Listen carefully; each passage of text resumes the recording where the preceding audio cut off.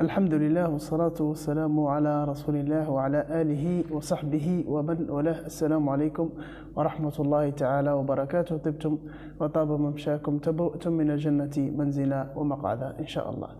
ففي هذا الشهر المبارك من كل مرة نسوق لكم من عطره صلى الله عليه وسلم مما قال فيه العلماء والصالحون والذاكرين الله كثيرا والذاكرات. فأيها الأحبة الأفاضل، دائما نتعرف على هديه صلى الله عليه وسلم، ومن هديه صلى الله عليه وسلم هدى الصحابة رضوان الله عليهم.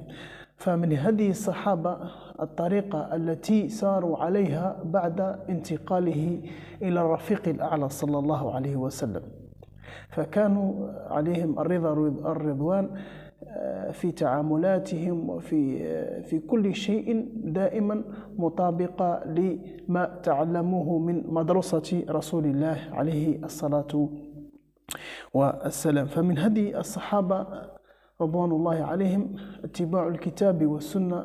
إذا لم يجدوا يحتاجون إليه ذهبوا واجتهدوا بأنفسهم عليهم الرضا والرضوان، وكانوا يحبون رسول الله صلى الله عليه وسلم حبا جما، وكانوا كذلك يجالسونه في كل وقت وحين، حتى أن سيدنا أبا ذر الغفاري عليه الرضا والرضوان فقال هذا أبا ذر: يا رسول الله،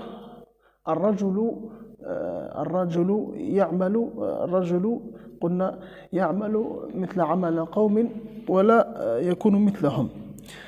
ومن معنى آخر: الرجل يحب القوم ولا يستطيع أن يعمل لعملهم.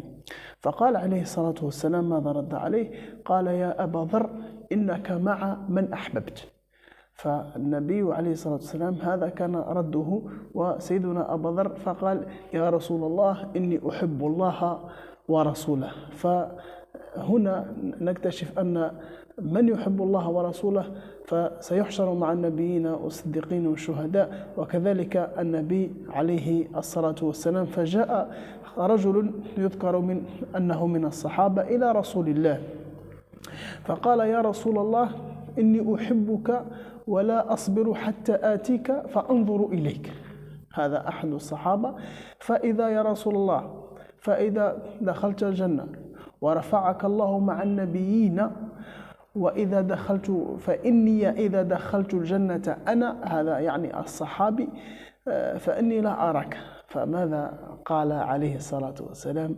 فإنك مع من أحببت. فنسأل الله عز وجل في هذا الشهر المبارك وفي هذه الساعة الطيبة المباركة ونحن في بيت من بيوت الله أن يجمعنا مع سيدنا رسول الله صلى الله عليه وسلم. فنسأل الله سبحانه وتعالى الاستجابة. أقول ما تسمعون واستغفر الله العظيم لي ولكم فاستغفروه إنه هو الغفور الرحيم. السلام عليكم ورحمة الله تعالى وبركاته.